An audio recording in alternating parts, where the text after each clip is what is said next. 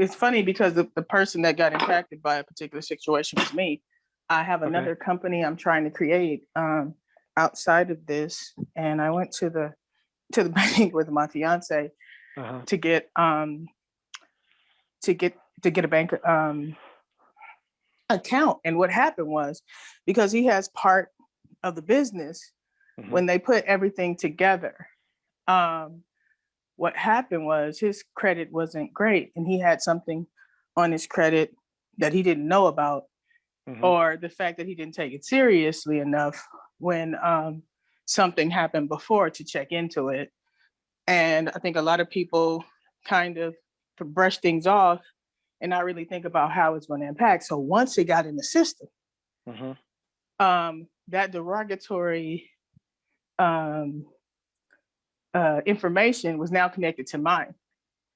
And I could no longer get that bank account because he's attached to it now.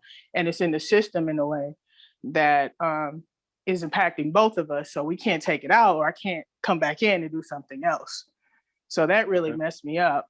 And I don't think we really think about how banks work when we're trying to set up certain things. So I just thought it was a very interesting situation that you might wanted to talk about today or give me your advice on. Was it credit or check systems or both that cost you? Do you know? They didn't tell me what it was, but I have to check it today. But it was really, it was bad enough where, I made sure that I had put myself, which I believe that probably my credit was probably better than his anyway, because he didn't have any credit. Right. That's what he thought. And because I have revolving credit and it's in pretty good standing, not perfect, but in good standing. And I put myself at 51% and put him at 49%. So I thought it would, kind of help. And because he had more than 20% of the company. Right. Yeah. Yeah. Yep. Yeah. Anytime that's the case is going to come into play. So, in the future, we've had a lot of clients over the years that to avoid that, or to try to avoid that, they'll, make one partner the 85 or 90% owner and the other person, less than 20%.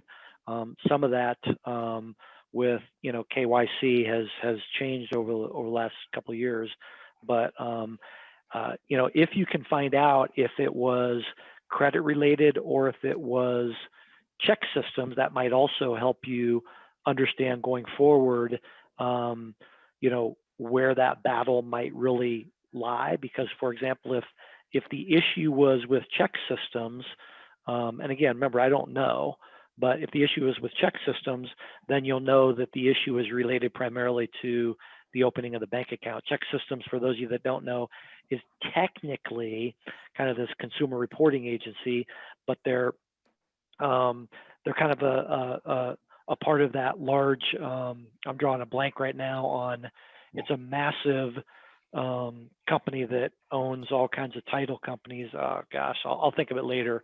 But check systems is part of that, and they have I guess a database, if you will, that maintains if someone has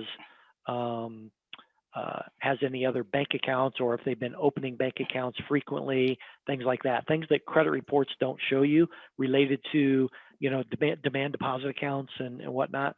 So that would be something you would want to find out. Was it check systems related, or is it credit related? And then it would at least get you a little bit of an idea of the direction that you might want to go next. And so if you find anything out that's insightful, let us know. But I agree with your comments, Shalanda, that if you maybe go to the next bank after you do, is it an LLC that you have, or is it a C Corp?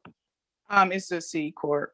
Okay, so instead of an addendum to the operating agreement, it would be a corporate resolution. And if you do a corporate resolution that makes you the 85 or 90% owner, then you'll provide that documentation to the bank, and then chances are his they won't need his information since he's not you know, a significant owner anymore. Try it and see if it works. But a simple corporate resolution that you put on the back of the corporate package, and then obviously your application would say I'm the 85 or I'm the 90% owner, because your Secretary of State documents won't dictate or show people Yeah. the percentage of ownership. They'll just list the owners. So when it's found at the Secretary of State level, they'll want to see that that person's there. And so when you can say, yes, he or she is a 15% or a 10% owner, then they see that that's consistent with the Secretary of State,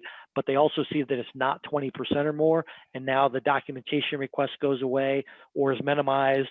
And usually the need for things like credit reports goes away and whatnot as well.